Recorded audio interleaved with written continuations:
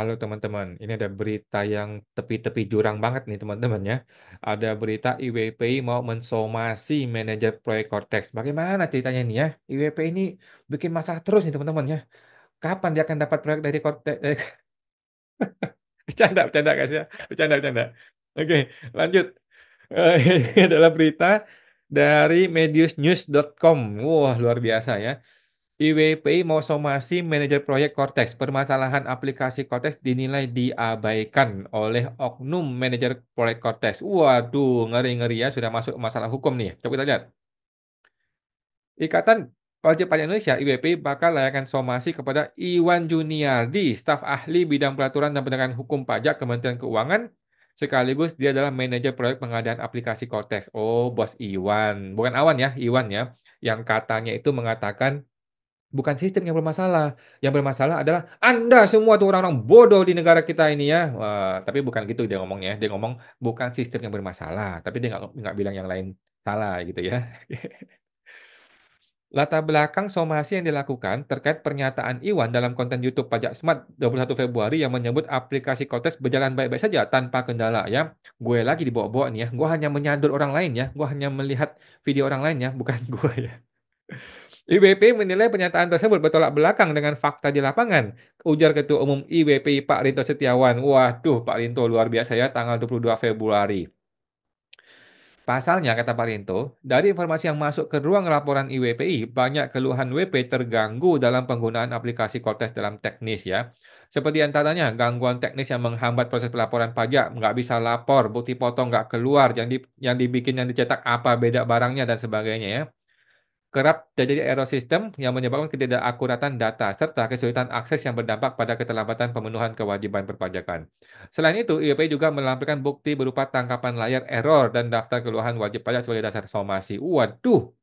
Jadi menurut penilaian IWPI, pernyataan Iwan Juniardi mengabaikan fakta, bahkan berpotensi menuduh wajib pajak mengada-ngada. Betul ya.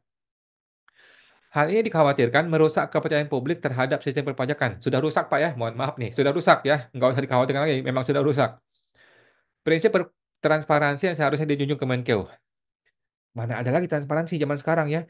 Suryo Utomo rapat dengan DPR, kita nggak boleh lihat sidangnya ya, rapatnya.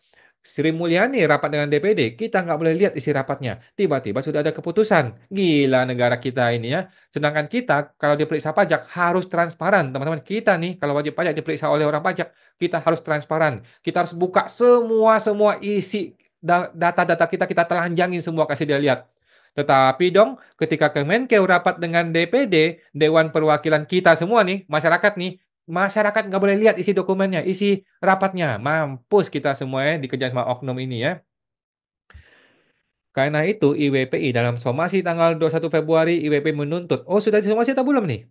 Sudah ya? Luar biasa ya. Berani IWP mensomasi oknum kantor pusat ya.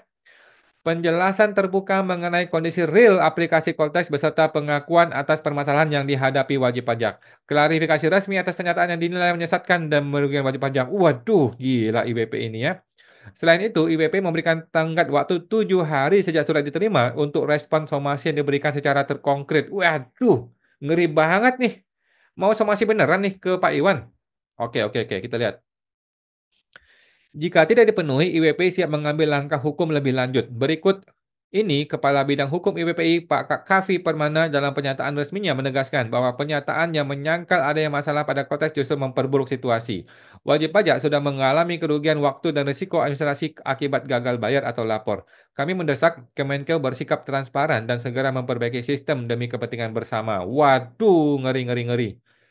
Dampak terhadap kepatuhan wajib pajak.